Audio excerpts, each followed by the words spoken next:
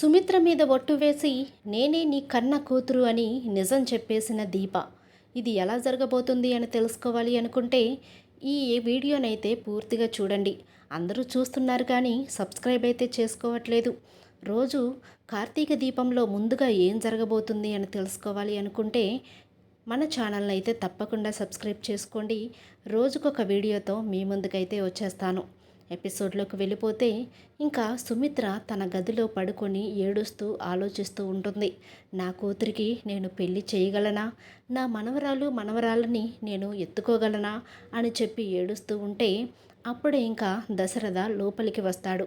సుమిత్ర, ఎందుకు ఏడుస్తున్నావు? ఇప్పుడు ఏమైందని, ఎందుకు అంతగా బాధపడుతున్నావు? జ్యోత్స్న గురించా అని చెప్పేసి అంటూ ఉంటే అవునండి, జ్యోత్స్న గురించే నా బాధంతా. జ్యోత్స్నకి అంగరంగ వైభవంగా పెళ్లి చేయాలి. తన కూతురు కొడుకులతో నేను ఆడుకోవాలి. అదే నా చివరి కోరిక అని చెప్పడంతో తప్పకుండా నీ కోరిక నెరవేరుతుంది సుమిత్ర.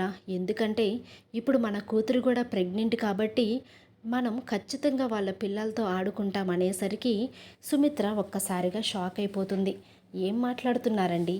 మన కూతురు ప్రెగ్నెంట్ ఏంటి? నేను జ్యోత్స్న గురించి మాట్లాడుతున్నాను అని చెప్పి అంటూ ఉంటాడు దశరథ. అయ్యో, నువ్వు జ్యోత్స్న గురించి మాట్లాడుతున్నావా? నేను దీప గురించి అనుకున్నానులే సుమిత్ర.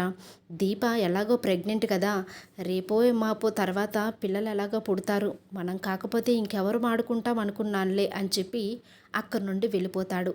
ఏంటి ఈయన జ్యోత్స్నని నా దగ్గరికి రానివ్వడం లేదు, కానీ దీపని మాత్రం కన్న కూతురులాగా చూస్తున్నాడు. నా దగ్గర ఏదో దాస్తున్నారేమో ఈయన అని అనిపిస్తుంది. ఆయన్ని ఎంత అడిగినప్పటికీ నిజం చెప్పట్లేదు. దీపకేమైనా తెలుసుంటుందా? దీపతో మాట్లాడితే ఏమైనా నిజం బయటకు వస్తుందా అని చెప్పి ఆలోచిస్తూ లేచి బయటికి నడుచుకుంటూ వస్తుంది. అలా సుమిత్ర పడిపోబోతుంటే దీప హఠాత్తుగా వచ్చి సుమిత్రను పట్టుకుంటుంది. అమ్మా, జాగ్రత్తగా నడవండమ్మా, పడిపోతారు అని అనేసరికి దీప, నీకు నేనంటే ఇష్టమా అని చెప్పి అడుగుతూ ఉంటే, అదేంటమ్మా అలా అంటారు? నా కన్న తల్లితో సమానంగా చూస్తాను నేను మిమ్మల్ని, ఇష్టమా అని అడుగుతున్నారేంటి అని దీప అంటూ ఉంటుంది. నేనంటే నీకు ఇష్టమైతే నాకొక మాట ఇస్తావా? నేనొకటి అడుగుతాను, నాకు నిజం చెప్తావా, అబద్ధం చెప్పకుండా అని అంటూ ఉంటే దీప లోపల ఆలోచించుకుంటూ ఉంటుంది. ఏంటి అమ్మ ఇలా అడుగుతుంది, ఎప్పుడూ లేంది, ఏమడుగుతుంది? నేను ఇప్పుడు తొందరపడి మాట ఇచ్చాను అంటే తర్వాత ఇబ్బంది పడతానేమో అని ఆలోచిస్తూ ఉంటే, ఏంటి దీప ఆలోచిస్తున్నావు? నేనేం అడుగుతున్నానా? నీకు తెలిసిన విషయం గురించి అడుగుతాను, నీకు తెలియంది మాత్రం అడగను. నా మీద ఒట్టు వేసి నిజం చెప్పు దీప అని అని ఇంకా దీప చెయ్యి తీసుకొని తన తల మీద వేసుకొని ఉండేసరికి దీప ఒక్కసారిగా షాక్ అయిపోతుంది. దీప, నువ్వు ఎవరు అని అడిగేసరికి దీపకి ఏం సమాధానం చెప్పాలో తెలియక షాక్ అయ్యి అలా నిలబడి ఉంటుంది.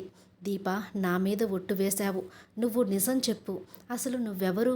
నిన్ను ఎందుకు ఆయన అంతలా ప్రేమిస్తున్నారు? నీతోనే ఎందుకు టైం స్పెండ్ చేస్తున్నారు? తన కన్న కూతురైన జ్యోత్స్నను కూడా పక్కన పెట్టేసి దీప దీప అని 24 గంటలు నిన్నే ఎందుకు కలవరిస్తున్నారు అని ప్రశ్నల మీద ప్రశ్నలు అడుగుతూ ఉంటుంది సుమిత్ర. కానీ దీప మాత్రం అబద్ధం చెప్పడానికి ఇష్టం లేక అలా సైలెంట్గా ఉండిపోతుంది. దీప, నా మీద ఒట్టు వేశావు, నిజం చెప్పు. నా మీద కాకపోతే నీ కడుపులో ఉన్న పెరుగుతున్న బిడ్డ మీద ఒట్టేస్తున్నాను, నాకు నిజం చెప్పు అనేసరికి దీప ఏడ్చుకుంటూ, అమ్మ, నేను నీ కన్న కూతుర్ని. చిన్నప్పుడు పారిజాతం గారు పిల్లల్ని మార్చేయడం వల్ల నన్ను తీసుకుని వెళ్ళి కుబేరు గారు పెంచుకున్నారు, కానీ నేను నీ కన్న కూతురునమ్మా. ఈ నిజం ఈ మధ్య బయటపడింది. నీకు బోన్నారో ఇచ్చింది కూడా నేనేనమ్మా. నీకు బోన్నారో ఇవ్వడానికి, నా బిడ్డను వదులుకోవడానికి నేను నా భర్తను ఒప్పించాను అని చెప్పడంతో దీప మీద ఒక్కసారిగా ప్రేమ పొంగిపోతుంది సుమిత్రకి. ఏంటి దీప, నువ్వు చెప్పేది నిజమా అని చెప్పి దీప నుదుటి మీద ముద్దు పెట్టుకుంటుంది సుమిత్ర. దీప అయితే చాలా సంతోషపడిపోతూ ఉంటుంది. అమ్మా, ఈ క్షణం కోసం నేను ఎన్నాళ్ళ నుండి ఎదురు చూస్తున్నానో తెలుసా?